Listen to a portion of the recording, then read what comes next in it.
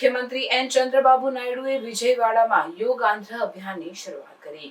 આંધ્રપ્રદેશના મુખ્યમંત્રી એન ચંદ્રબાબુ નાયડુએ વિજયવાડામાં મહિના લાંબા યોગ આંધ્ર અભિયાનની શરૂઆત કરી છે। રાજ્યભરમાં યોગ અને સ્વાસ્થ્યને પ્રોત્સાહિત કરવા માટે છે। આ અભિયાનનો ઉદ્દેશ્ય નાગરિકોને દૈનિક યોગ અભ્યાસમાં જોડાવા માટે પ્રોત્સાહિત કરવાનો છે, જેથી શારીરિક અને માનસિક સુખાકારીમાં વધારો થાય।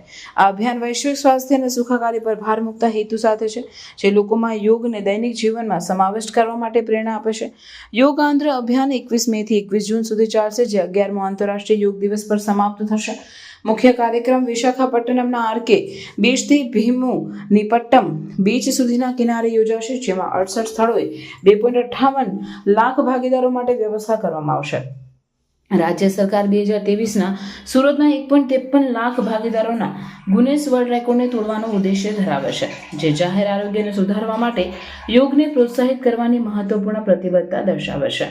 મુખ્યમંત્રી નાયડુએ અધિકારીઓને ઐતિહાસિક અને અવિસ્મરણીય યોગ દિવસનું આયોજન કરવા માટે સૂચના આપી છે, જે અભિયાનના નામ યોગાંધ્ર 2025 હેઠળ 2 કરોડ લોકો સુધી પહોંચવાનો ઉદ્દેશ્ય ધરાવે છે। આ અભિયાનમાં વિદ્યાર્થીઓ, યોગ ટ્રેનરો, સંસ્થાઓ અને સામાન્ય જનતા સામેલ થશે। રાજ્ય સરકારે રાજ્યભરમાં યોગ કાર્યક્રમો યોજવા માટે 25 કરોડનું ફંડ ફાળવ્યું છે, જે આરોગ્ય સુધારવા અને જાહેર આરોગ્ય ખર્ચ ઘટાડવામાં યોગની મહત્વતાને દર્શાવે છે। યોગ આંધ્ર અભિયાન ઉપરાંત આંધ્રપ્રદેશ સરકાર 21 જૂનના 11મા આંતરરાષ્ટ્રીય યોગ દિવસની ઉજવણી માટે વિશાળ આયોજન કરી રહી છે, જે પ્રધાનમંત્રી નરેન્દ્ર મોદી દ્વારા રેકોર્ડ તોડ કાર્યક્રમ બનાવવા માટેની માર્ગદર્શન અનુસાર છે। આ કાર્યક્રમમાં મોટી સંખ્યામાં ભાગીદારોને જોડવાની યોજના છે, જે રાજ્યની યોગ અને સ્વાસ્થ્ય પ્રત્યેની પ્રતિબદ્ધતાને દર્શાવે છે। ఏ కొద్ది మందికో కొన్ని ప్రాంతాలకో కొన్ని మతాలకో కాదు, హోలిస్టిక్ వెల్ బీయింగ్ ఒక మనిషి యొక్క జీవితంలో ఒక విధంగా చెప్పాలంటే ఒక మెరుగైన జీవన ప్రమాణాలకు నాంది, బెటర్ లివింగ్ కి పునాది యోగా అని చెప్పి కూడా నేను మీకు తెలియజేస్తున్నా। అందరి జీవితాల్లో యోగా అనేది ఒక పార్ట్ ఆఫ్ అవర్ లైఫ్ కావాలి। ఈరోజు అందరూ టెన్షన్లో, స్ట్రెస్తో ఈ యొక్క కాంపిటేటివ్ వరల్డ్లో పరిగెత్తున్నాం। టెక్నాలజీ వల్ల ఇంకా ఈ టెన్షన్ పెరుగుతూ ఉంది, స్ట్రెస్ పెరుగుతూ ఉంది, లైఫ్ మెకానికల్గా అయిపోతూ ఉంది, రిలాక్సేషన్ లేని పరిస్థితులు వస్తున్నాయి।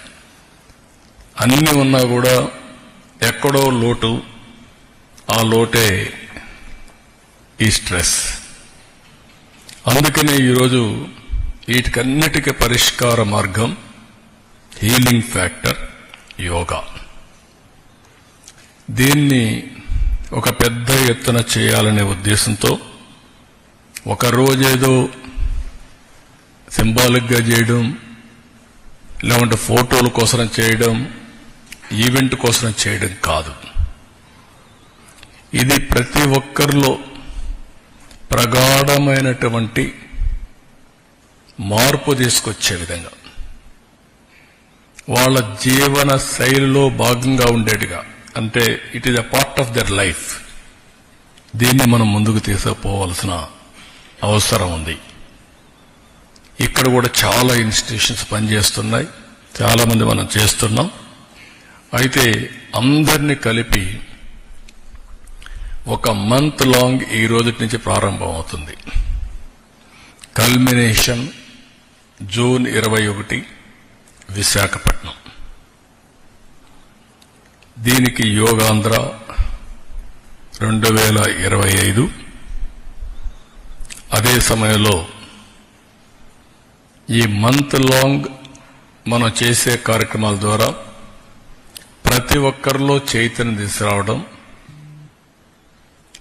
ప్రపంచానికి ఒక గుర్తింపు తెచ్చే విధంగా ఈవెంట్ జరపాలనుకుంటున్నాం।